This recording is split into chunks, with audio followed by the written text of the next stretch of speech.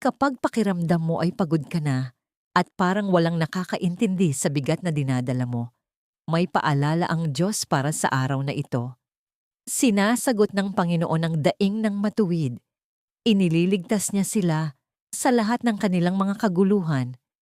Awit 34:17.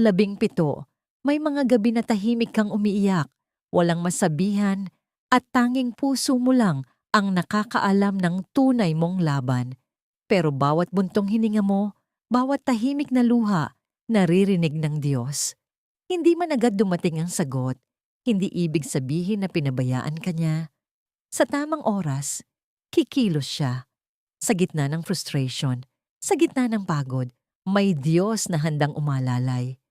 Kaya kung mabigat ang araw mo ngayon, tandaan mo, may Diyos na nakikinig, may Diyos na sasagot, at may Diyos na magliligtas sa'yo.